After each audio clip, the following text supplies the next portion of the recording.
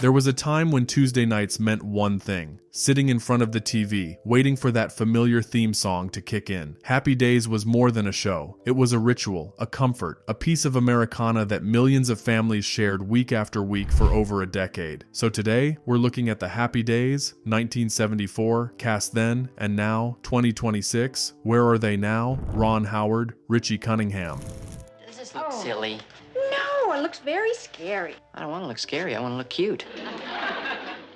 If there was one face that defined Happy Days from the very beginning, it was Ron Howard's. He played Richie Cunningham, the wholesome, good-natured teenager from Milwaukee whose everyday life anchored the entire show. Richie was the kind of kid everyone either was, knew, or wished they could be. Honest, a little awkward, deeply decent. He wasn't flashy, he wasn't the cool one, but he was the one you trusted, and that made him indispensable. Ron Howard was already a familiar face before Happy Days ever aired. He had spent years as Opie Taylor on The Andy Griffith Show, growing up on screen in front of an entire generation of viewers. By the time Happy Days launched in January 1974, he was a young adult, but the warmth audiences felt for him carried right over. People already knew him, they already liked him, and the role of Richie Cunningham fit him so naturally that it is difficult to imagine anyone else in it. Howard played Richie through the first 7 seasons before departing the show in 1980 to concentrate on directing. That decision turned out to be one of the most consequential in Hollywood history. His early directorial work included the 1977 low-budget film Grand Theft Auto, but the real turning point came with Night Shift in 1982, a comedy that showed he could handle studio material with confidence. Splash followed in 1984 and became a genuine box office hit, cementing him as a director audiences would pay to see. From there, his career as a filmmaker grew steadily and impressively. Cocoon in 1985, Parenthood in 1989, and then the remarkable run of the 1990s. The Paper in 1994, Apollo 13 in 1995, Ransom in 1996. Each film showed a different range and a filmmaker becoming more assured with every project. Then came A Beautiful Mind in 2001, the film about mathematician John Nash, which won him the Academy Award for Best Director and took home Best Picture as well. The kid from Milwaukee had become one of the most respected filmmakers of his generation. In the years after, Howard continued to take on large, ambitious projects. The Da Vinci Code in 2006, Frost/Nixon in 2008, which earned him another Best Picture nomination, Rush in 2013, and the Star Wars spin-off Solo, a Star Wars story in 2018, when he stepped in to complete the film after a mid-production director change. He also turned to documentary filmmaking with genuine results, and his 2016 film, The Beatles, 8 Days a Week, which explored the band's touring years, was praised by critics and fans of the band alike. As of 2026, Ron Howard is 72 years old. He remains active in the industry, continuing to develop projects across film and television. He has been married to Cheryl Alley Howard since 1975, and together they raised 4 children, including actress and director Bryce Dallas Howard. By any measure, his is one of the most successful second acts in the history of American entertainment. Henry Winkler, Arthur Fonzie Fonzarelli. You got it. I still think you're wrong, though. Why am I? No character in Happy Days, arguably no character in all of 1970s American television, captured the public imagination quite like Arthur Fonzarelli, the Fonz. Cool, leather-jacketed, impossibly self-assured, with a thumbs up and a single syllable, "Aye," that became one of the most recognizable catchphrases in American pop culture. His leather jacket eventually ended up in the Smithsonian Institution's National Museum of American History, which tells you everything you need to know about the cultural footprint this character left behind. Henry Winkler was 28 years old when Happy Days premiered, a Yale School of Drama graduate who had done some stage and television work, but was far from a household name. Within 2 seasons, he was one of the most recognized people in America. Fonzie merchandise flooded stores. Fan mail arrived by the truckload. The character had taken on a life that went well beyond the show itself. What made Winkler's performance so enduring was the depth underneath the swagger. Fonzie was protective of his friends, capable of real vulnerability, and often served as the moral compass of the group,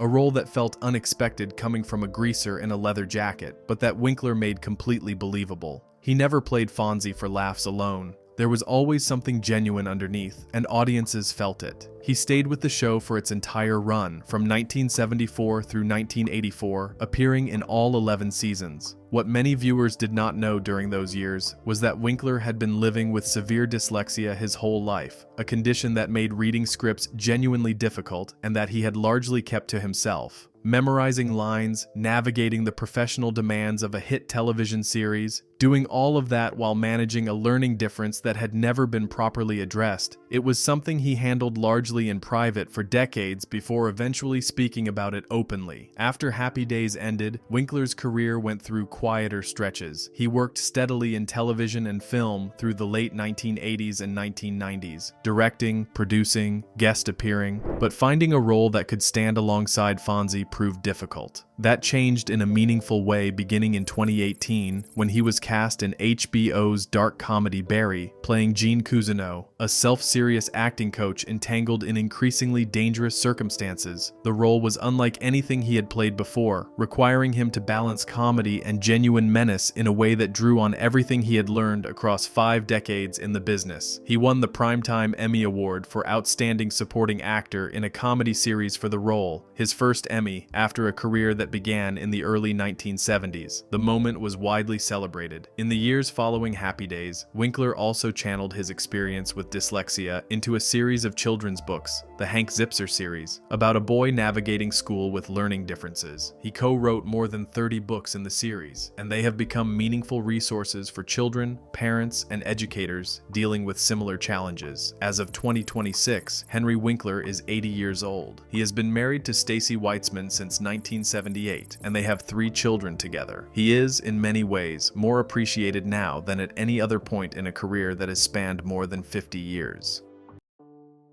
Tom Bosley, Howard Cunningham. Something wrong with the ceiling, Dad? No, I have a sore throat and I was just... Tom Bosley brought an effortless, unforced warmth to Howard Cunningham that made the character feel genuinely real. He was not a cartoon version of a TV dad or a figure played for easy laughs. He was patient, occasionally flustered, fair in his judgments, and quietly devoted to his family. The kind of father many viewers either had or quietly wished they had growing up. Bosley was born in Chicago in 1927 and came to acting through the theater. He was already a stage veteran when Happy Days came calling, and his theatrical background gave his television performances a precision and weight that set him apart from the start. In 1960, he won the Tony Award for Best Actor in a musical for his performance in Fiorello, a Broadway production about New York City Mayor Fiorello LaGuardia. It was a significant achievement that many people who knew him only as Mr. C would have been surprised to learn about. He appeared in all 11 seasons of Happy Days, a consistency that gave the show an important sense of stability at its center. No matter how wild things got around the Cunningham dinner table, and across 11 seasons, things could get quite wild, Howard Cunningham remained the steady, reasonable heart of it all. Bosley understood that his job was to make everyone around him look good, and he did it without complaint. After Happy Days wrapped in 1984, Bosley moved into another beloved television role, Father Frank Dowling in the mystery series Father Dowling Mysteries, which aired from 1989 through 1991. He played a Chicago Catholic priest drawn into amateur detective work, and the warmth he brought to that character found a new generation of fans who may never have watched Happy Days at all. Through the 1990s and into the 2000s, he continued taking on television roles and guest appearances, remaining active well into his later years. He was also known as a genuinely warm and generous presence off-screen, someone his colleagues consistently described with real affection. Tom Bosley passed away on October 19, 2010 in Palm Springs, California, from heart failure. He had also been treated for lung cancer. He was 83 years old. Tributes came from across the entertainment world, and his Happy Days castmates spoke about him with deep fondness. He was survived by his wife, Patricia Carr, and his daughter, Amy. Marion Ross, Marion Cunningham. Nonsense. You can do it.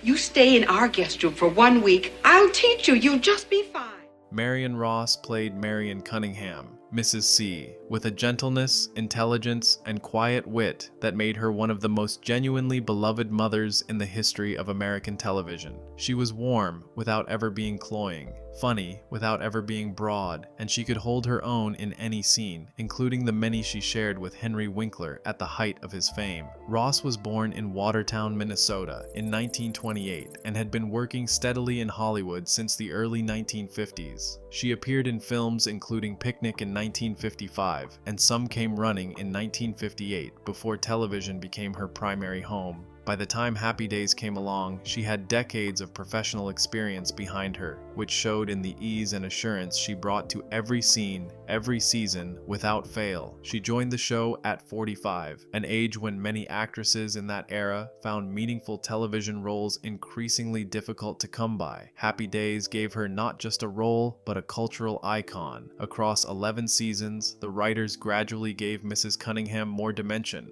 She took on a job outside the home, navigated the evolving dynamics of her marriage, and grew from a supporting presence into a fully realized character. Ross handled each development with the same natural ease she had brought to the role from day one. After Happy Days concluded in 1984, she continued to work with notable results. She appeared in Brooklyn Bridge, a CBS drama series created by Gary David Goldberg that ran from 1991 to 1993, playing the grandmother Sophie Berger, a role that earned her Emmy Award nominations and introduced her to audiences who had grown up after Happy Days. She made memorable guest appearances on Boston Legal, The Drew Carey Show, and Parks and Recreation, among others, proving decade after decade that her range extended well beyond Mrs. Cunningham.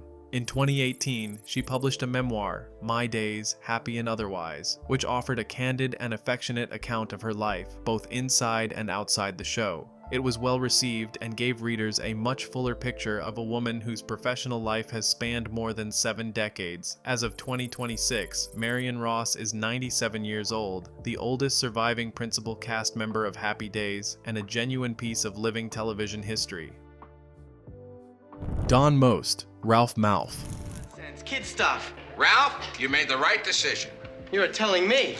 I just enlisted in the United States Marine. Ralph Malph was the jokester of the friend group, always ready with a punchline, perpetually convinced he still had it, reliably good for a laugh at the right moment. Don Most played him with sharp comic timing and a natural, likable energy that made Ralph one of the more enjoyable presences in the show's early seasons. Most joined Happy Days at its launch in 1974, and his chemistry with Ron Howard and Anson Williams gave the show much of its lighter, funnier texture in those early years. The three of them together, Richie, Potsy, and Ralph, formed the core of the teenage world that Fonzie orbited and occasionally rescued from whatever trouble they had wandered into. Most stayed as a series regular through the show's earlier seasons, departing in 1980, though he returned for the series finale in 1984. After Happy Days, Most worked in television and also moved toward directing and producing, building a behind-the-camera career on various projects in the following decades. What many fans of the show don't immediately think of when they think of Don Most is music. He has a deep and sincere love of jazz and big band material, and has performed seriously in that world for years, singing standards and collaborating with musicians who share his passion for that tradition. It's a side of him that surprises people who only know him as Ralph Malph, but it reflects a full artistic life that has continued long after the Cunningham set went dark.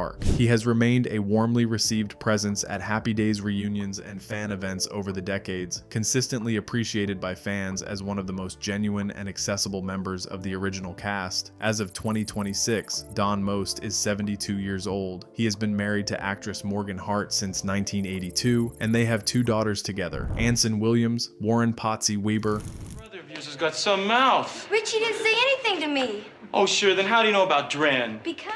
Potsy Weber was the lovable, earnest, sometimes clueless best friend, the kind of guy whose enthusiasm ran a bit ahead of his judgment, but who you genuinely liked for it anyway. Anson Williams played him with a sincerity that kept Potsy from becoming simply a butt of jokes. You rooted for him. You were glad he was there. Williams was part of Happy Days from the very first episode and remained for all 11 seasons, one of a small group of cast members who were present from beginning to end. One of the more charming developments across the show's run was the discovery that Potsy could actually sing, and that Anson Williams had real vocal ability. As the series progressed, the writers leaned into this, building musical storylines around the character that gave Williams a chance to show a dimension of himself that audiences hadn't expected from the show's most hapless regular. After Happy Days concluded, Williams made the move to directing, and it became his primary professional identity for the decades that followed. He worked as an episodic television director on a wide range of series: Beverly Hills, 90210, Melrose Place, Sabrina the Teenage Witch, Lizzie McGuire, and many others. It was steady, skillful work that built him a reputation in the industry entirely separate from his Happy Days fame. He has also pursued business interests outside of entertainment, including involvement in health and wellness ventures, and has spoken about his entrepreneurial interests over the years. As of 2026, Anson Williams is 74 years old. He remains active as a television director and has maintained real connections with his former castmates across the decades since the show ended. Erin Moran, Joni Cunningham. I've never kissed before. I'm 15. I want a real kiss. I want to use both lips. Erin Moran joined Happy Days as a child, playing Joni Cunningham, Richie's younger sister, and grew up entirely on screen in front of millions of viewers. When the show began in 1974, she was 13 years old. By the time it ended in 1984, she was a young woman, and anyone who watched the show had been with her for every year of that passage. Joni was sharp, funny, and spirited, a character who began as the kid sister hanging around the edges of the action and gradually became a fully realized presence in her own right. As the series moved through its later seasons, Joni's relationship with Chachi Arcola became one of the show's central ongoing storylines, and eventually that relationship led to the spin-off Joni Loves Chachi, which aired on ABC from 1982 to 1983. After Happy Days ended, Moran found the transition to adult roles genuinely difficult. It's a challenge many child actors face. The character that made you beloved can also make it hard for audiences and casting directors to see you as anything else. She worked in television through the late 1980s and into the 1990s, but never found another role that matched the reach of Joni Cunningham. In her later years, Moran faced serious personal and financial challenges. She spoke in interviews about the difficulties that followed the end of the show, and those were hard years by her own account. She was candid about them in the time she had left. Erin Moran passed away on April 22, 2017, at the age of 56, from complications related to stage 4 throat cancer. Her death was mourned by fans who had watched her grow up and by castmates who knew her as a person, not a character. Henry Winkler spoke publicly and with real feeling about her passing, remembering her talent and her warmth. She deserved more time than she was given, and the people who loved Joni Cunningham knew it. Scott Baio, Chachi Arcola.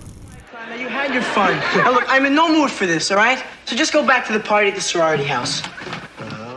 Scott Baio joined Happy Days in 1977, 3 seasons into the show's run, as Chachi Arcola, Fonzie's younger cousin, street smart, charming, and immediately drawn to Joni Cunningham. His arrival brought new energy to the series and gave it a younger dynamic that helped carry it through the late 1970s and into the early 1980s. Baio was 17 when he joined the cast. His youth and easy presence made Chachi an immediate hit with younger viewers, and the slow-building romance between Chachi and Joni became one of the show's more popular ongoing storylines. That storyline eventually led to the spin-off Joni Loves Chachi in 1982, giving Baio a lead vehicle of his own alongside Erin Moran. After Happy Days and the spin-off ended, Baio moved into Charles in Charge, an NBC sitcom that ran from 1984 to 1990, in which he played a college student working as a live-in helper for a suburban family. The show kept him in front of audiences through most of the decade. He continued working in television into the 1990s and appeared in various projects in the 2000s. In more recent years, Baio has been more visible through public commentary than through new acting work. He has been married to Renee Sloan since 2007, and they have a daughter together. As of 2026, Scott Baio is 65 years old.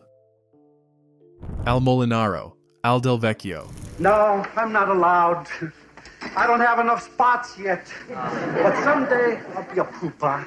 Al Molinaro had a face made for television, expressive, warm, with a quality of gentle good humor that made him immediately likable in any scene he walked into. He played Al Del Vecchio, the good-natured owner of Arnold's Drive-In, joining the regular cast after Pat Morita's character departed the show. Where Arnold had been deadpan and quietly wise, Al was more openly sentimental, more easily surprised, and every bit as endearing. Molinaro was no stranger to television. He had spent years playing Murray the cop on The Odd Couple, the ABC sitcom that ran from 1970 to 1975, holding his own in a cast anchored by Jack Klugman and Tony Randall. His timing was exceptional, and he had a gift for physical comedy that always felt natural rather than performed. When Happy Days brought him in, he fit into the world of Arnold's like he had always been there. He stayed with the show through its later seasons, and after Happy Days ended in 1984, he remained connected to the show's legacy through appearances at events and reunions. He was consistently described by everyone who worked with him as one of the genuinely warmest people they had encountered in the business, someone who was the same off-camera as he appeared on it. Al Molinaro passed away on October 30th, 2015, at the age of 96. His family and former colleagues remembered him as someone who brought the same generous spirit to his real life that he brought to every role he ever played. Pat Morita, Matsuo Arnold Takahashi. Yeah, I guess so. I not check the bathroom. I don't clean it. Why should I check it? Pat Morita brought something genuinely irreplaceable to Happy Days when he joined the cast in 1975 as Arnold, the calm, knowing owner of the drive-in at the center of the show. He was funny in a way that never seemed to be trying, and his scenes with Henry Winkler had an easy, comfortable chemistry that audiences responded to without needing to think about why. Morita had already built a career in stand-up comedy and television before Happy Days, including appearances on a range of shows through the late 1960s and early 1970s. But Happy Days brought him to a significantly wider audience, and Arnold quickly became one of the show's most popular supporting presences. He remained with the series until 1976, when other professional commitments led him to step away. The drive-in as a location outlasted the character, eventually passing to Al Molinaro's Al Del Vecchio. Then, nearly a decade later, everything changed. In 1984, Pat Morita was cast as Mr. Miyagi in The Karate Kid, the quiet, deeply wise maintenance man and martial arts master who becomes a mentor to Daniel LaRusso, played by Ralph Macchio. The performance was something well beyond what anyone who knew him primarily from comedy might have expected. It was patient, subtle, and genuinely moving. It earned him an Academy Award nomination for Best Supporting Actor, a recognition that placed him among the finest character actors working in American film at the time. He reprised the role in The Karate Kid Part 2 in 1986 and The Karate Kid Part 3 in 1989. The legacy of that character has only grown since. When Cobra Kai launched in 2018 and found a massive audience on Netflix, it brought renewed attention to Mr. Miyagi and to the depth of what Morita had created in that original performance. Pat Morita passed away on November 24, 2005, in Las Vegas, Nevada, from kidney failure. He was 73 years old. His work spans stand-up, television, and film, and Mr. Miyagi remains one of the most beloved characters in American screen history. The show itself, a piece of American television history. I don't know. Me neither, but it's crawling on your arm. What? Happy Days debuted on ABC on January 15, 1974, and ran for 11 seasons, 255 episodes in total, concluding on July 19, 1984. It was created by Gary Marshall, who went on to direct films including Pretty Woman in 1990 and Runaway Bride in 1999. Marshall passed away in July 2016, but the television universe he built during the 1970s remains one of the most fertile and influential creative legacies in the medium's history. The show's original theme, used in its first 2 seasons, was Bill Haley and his Comets' Rock Around the Clock, a choice that immediately placed the series in its early 1950s setting. Beginning with the 3rd season, the show adopted Happy Days, a song written by Norman Gimbel and Charles Fox and performed by Pratt and McLean. That recording reached number 5 on the Billboard Hot 100 in 1976, giving the series a theme song as recognizable as any of its characters. At its peak in the mid-1970s, Happy Days was the most watched television program in America. It launched spin-offs that became major hits in their own right. Laverne and Shirley debuted in 1976 and ran for 8 seasons. Mork and Mindy launched in 1978 and introduced Robin Williams to a national audience. And Joni Loves Chachi brought 2 of the original cast's younger members into their own vehicle. Few shows in television history have been as creatively generative as Happy Days at its height, where they all stand now. Looking at this cast in 2026, what you see is a group of people who gave something genuinely lasting to American culture. Some of them went on to second and third acts that nobody could have predicted when the show was drawing 40 million viewers a week. Ron Howard became one of Hollywood's most decorated directors. Henry Winkler won an Emmy Award decades into his career and found a new generation of admirers. Marion Ross is still with us at 97, a living chapter of television history. Pat Morita earned an Oscar nomination and gave cinema one of its most enduring mentor figures. Don Most plays jazz. Anson Williams directs television. Tom Bosley played a beloved priest for years after Mr. C. Al Molinaro lived to 96 and never stopped making people smile. And some of them are gone. Tom Bosley, Erin Moran, Al Molinaro, Pat Morita, each of them leaving something behind that still plays in reruns, still brings back a very particular feeling of what it was like to settle into the couch on a weeknight in the 1970s in a warm living room with the people you loved, watching something that felt uncomplicated and genuinely good. That is what Happy Days was at its best. Not just a show set in the 1950s, not just nostalgia dressed up as entertainment, but a sincere expression of warmth and community that connected with people across more than a decade because it was made with real care by people who believed television could be a place where you felt welcome. It came along at a particular moment in American life, the mid-1970s, when the country was still working through a difficult few years, and it offered something people genuinely needed, a reminder that ordinary life, ordinary families, and ordinary friendships could be funny and meaningful and worth celebrating. 50 years later, it still holds. If you grew up watching Happy Days, or if you discovered it later and fell in love with it anyway, drop a comment below and tell us which cast member or character meant the most to you. Maybe it was Fonzie at his coolest, or Mrs. C at her warmest, or Ralph Malph landing a punchline nobody else could have pulled off.